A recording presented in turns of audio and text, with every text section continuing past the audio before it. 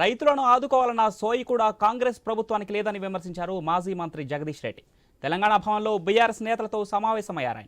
నీళ్లు లేక వేలాది ఎకరాల్లో పంటలు ఎండిపోతున్నాయంటూ మండిపడ్డారు.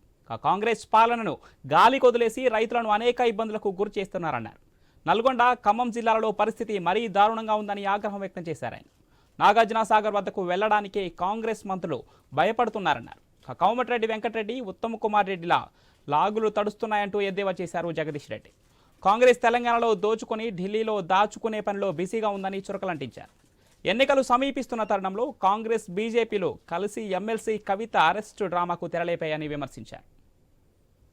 ఈ ప్రభుత్వానికి సోయి ఉంటే ఆ రోజు ఆ రాష్ట్ర ముఖ్యమంత్రిని, కర్ణాటక ముఖ్యమంత్రిని, ఉప ముఖ్యమంత్రిని, ఇతర మంత్రులు తీసుకొచ్చి ఇక్కడ ఏదైతే ప్రచారం చేయించుకున్నారో వాళ్ళు కూడా ఇక్కడ ప్రజలకు ఏదైతే హామీ ఇచ్చిపోయినరో, మీరు కాంగ్రెస్ ఓటేయండి మేము మంచి పరిపాలన ఇస్తామని చెప్పినరో, ఇవాళ వాళ్ళ దగ్గరే నీళ్లు ఉన్నాయి. ఇవాళ వీళ్ళు వెళ్ళి నీళ్ళు తీసుకురావచ్చు.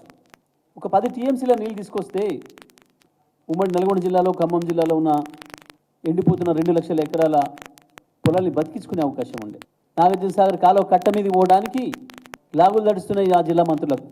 ఇక్కడ వచ్చి మీడియా ముందట ఎగిరెగిరి పడే మంత్రులు ప్రపంచంలో ప్రతి విషయానికి ఊర్లో పెళ్లికి కుక్కల హడావుడని, వీళ్ళకి ఏ సంబంధం లేని విషయాల్లో కూడా ఎగిరెగిరి పడే కోమటిరెడ్డి వెంకటరెడ్డి నాగార్జున సాగర్ కట్ట మీద నడు. ఇప్పుడు ఏమైనా ఇక్కడ వసూలు, అక్కడ ముడుపులు కట్టుడు తప్ప ఇది మా పని కాదనుకుంటున్నాను. ఢిల్లీకి ముడుపులు కట్టుడే మా పని. ఇక ఎట్లాగో మళ్ళీ 5 ఏళ్ల తర్వాత రాము కాబట్టి అందిన కాడికి వసూలు చేసుకోవడే మా పని అనుకుంటున్నారు. ఇవాళ ఎన్నికలు వచ్చిన సందర్భంలో ఈ దేశంలో బీజేపీకి వణుకు పుడుతుందంటే కేవలం కేసీఆర్, కేజ్రీవాల్ని చూసి. ఈ ప్రభుత్వానికి సోయి ఉంటే